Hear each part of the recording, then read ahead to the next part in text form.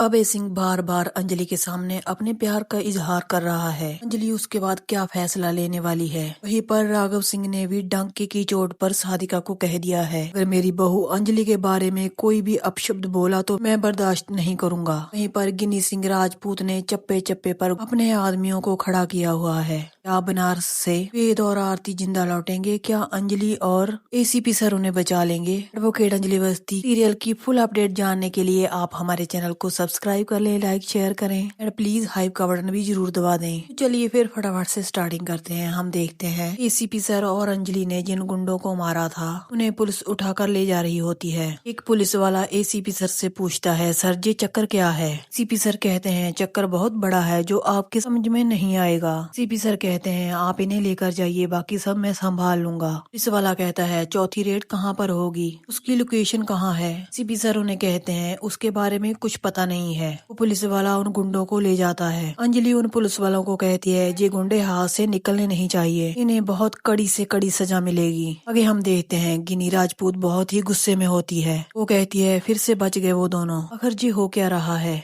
वो कली को कहती है, कोई तो है जो इनको ढाल बनकर बचा रहा है। अभी गिनी के पास एक गुंडा आता है। वो कहता है, दिल्ली से एक एसीपी सर भी यहाँ पर आया हुआ है और जहाँ जहाँ पर भी हमारे बंदों पर अटैक हुआ है वहाँ पर एक बुढ़िया को देखा गया है। गिनी कहती है, कहाँ है वो बुढ़िया? गुंडा कहता है, वहाँ सामने बैठी हुई है। और वो गुंडा कहता है, जहाँ जहाँ अटैक हुआ है, लड़ाई हुई है, वहीं पर बुढ़िया भी साथ लड़ रही है। गिनी कहती है, तुम पागल हो गए हो क्या? एक बूढ़ी औरत कैसे लड़ सकती है? वो गुंडा कहता है, मैं पागल नहीं हुआ हूँ, मैंने अपनी आंखों से देखा है। निकली को कहती है, आओ जरा चलकर देखते हैं। गिनी जा रही होती है और उस गुंडे को कहती है, बताओ कहाँ है वो बुढ़िया? गिनी जब उस बूढ़ी औरत को देखती है, वो कहती है कि ये बुढ़िया लड़ाई करेगी। तभी वो गुंडा हैरान हो जाता है, कहता है, उस बुढ़िया को मैंने यहीं पर देखा था, ये बुढ़िया तो कोई और है। गिनी उससे पूछती है कि देखने में वो कैसी थी? गुंडा गिनी को कोई जवाब देता तभी सामने से आरती और बेद आ रहे होते हैं। गुंडा कहता है, जैसी ये लड़की है वैसी ही बुढ़िया थी, बिल्कुल इसकी हम शक्ल थी। नी कहती है, तुम्हारा मतलब क्या है?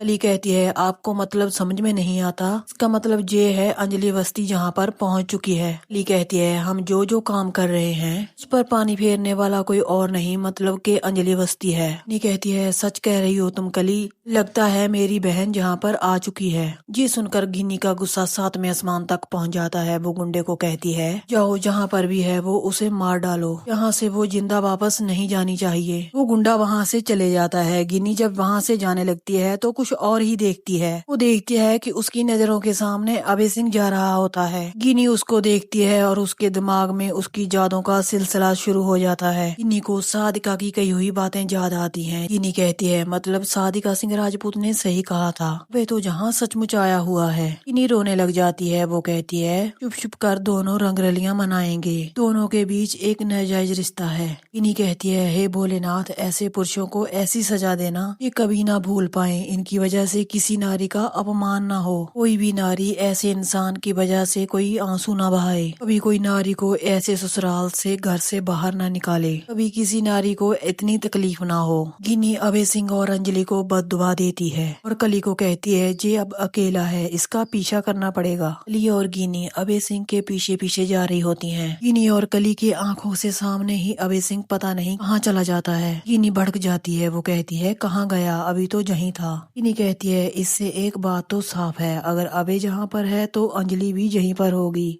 का मतलब ये है कि दोनों यहीं पर हैं। गिनी कहती है, चलो जहाँ से। अगले ही पल हम देखते हैं कि अभय सिंह छुपा होता है। वो गिनी और कली को देख लेता है। अभय सिंह कहता है, गिनी तुमने मुझे ढूंढ तो लिया है, मगर तुम अंजलि को नहीं ढूंढ पाओगी। अब उसे जान से मारने से पहले तुम्हें मुझे मारना होगा, क्योंकि मैं अंजलि से बेहद प्यार करता हूँ। मैं उसको एक खरोच तक नहीं आने दूंगा और उसके लिए मैं अपनी जान भी दे सकता हूँ। हम देखते हैं कि अंजलि मंदिर में होती है। वो भगवान के दर्शन करती है और कहती है, हे बाबा विश्वनाथ, मेरी बेटी और दामाद की रक्षा कीजिए, ये शक्ति दीजिए कि मैं उनकी रक्षा कर सकूं। मैं उन बेसहारा लड़कियों के लिए भी खड़ी रहना चाहती हूँ जिनका समाज में कोई नहीं होता, के भले के लिए और मान सम्मान के लिए मैं लड़ पाऊँ, मुझे शक्ति दीजिए। अंजलि दर्शन कर कर जा रही होती है। तभी वहाँ पर अभय सिंह आ जाता है। अभय सिंह कहता है, सिर्फ लड़ाई, तुम्हें जिंदगी से कुछ नहीं चाहिए? अंजलि कहती है, अभय सिंह आप मेरे पीछे पीछे क्यों आ रहे हैं? अभय सिंह कहता है, क्योंकि तुम मेरी मंजिल हो, मेरा प्यार तुम्ही से ही शुरू होता है और तुमसे ही खत्म होता है। अंजलि कहती है कि आप मेरी बात क्यों नहीं समझ रहे। मैं अमन सिंह राजपूत की विधवा हूँ। मैंने आपको ये बात कितनी बारी समझाई है। मैं उनसे प्यार करती थी और मरते दम तक करती रहूंगी। किसी और के लिए मेरी जिंदगी में कोई जगह नहीं है।